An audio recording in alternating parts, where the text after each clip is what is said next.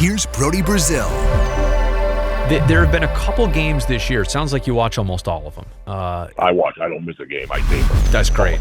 So I would say they've got, what do they have, 8 wins this year? I would say that they have probably at least four statement wins, right? But the problem is those 4 statement wins and the other wins around them are so far apart that consistency is kind of their problem. Like they're capable of it, but not doing it often enough, not having a game like 2 games ago in Minnesota or 4 games ago in Calgary. They're not having those nights often enough, or they're not beating a Winnipeg in between. They're not beating an Avs in between. And Colorado's a good team too. Like, don't get that wrong, but they're fast, yeah. Or beating a New Jersey. Like they lost to them in the shootout. They never trailed in that game.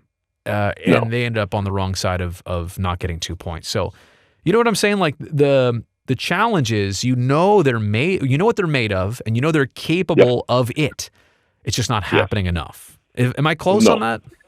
Yeah, you're absolutely right. They need to string a few together, and I think they'll build even more confidence, and then maybe they can keep that going. But you're absolutely right. I don't understand how they can put such a good game together like they did against Minnesota and throw the stinker against St. Louis. Yeah. It's like, guys, what happened? Yeah. And I'm not putting them down. I mean, I played, but not professionally. Yeah, no, I hear you. No, I think it's a compliment, right? When you've seen a team and you're like, you're not bad. Like, you're a good team. I'm a diehard. Yeah. Well, and you said stinker, and it's funny. I always struggle with the right word to come up with. I've been calling them clunkers. There you go. but stinker. I mean, like, we're literally saying the same thing here. We're speaking. And I love the guys. I'm not bashing them. It's just like that's not who they are. And like you guys say, they have an identity and they have a system, and when they stick to it, they're good. Yeah. But they get away from it, and that little starts creeping in there. It's like they say, it's like quicksand. Yeah. The more you fight, the worse it gets. The farther you sink. The other thing I'm sure you've noticed too, and last night was the stereotypical Sharks loss this season. The Blues scored in every period, which I mean, you cannot, like, there have to be some games that if you're trailing after one, you need to shut them out in the second period so that you can try and claw back in. You can give yourself a chance. The other thing is opponents scoring in all 3 periods.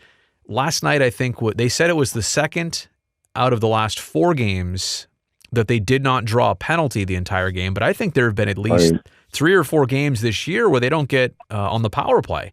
And I'm not even here saying, oh, it's the refs. I'm saying how you play usually dictates how many penalties the other team takes. You know what I'm saying? Like correct. You create those opportunities. So. Right. They skate hard, get the corners, muck it up. Get in there and fight and keep your feet moving, and you're going to draw a penalty every time. Yep. But I see a lot of times they'll take 1-2 strides and then they glide. It's like, man, keep your feet moving. Yeah.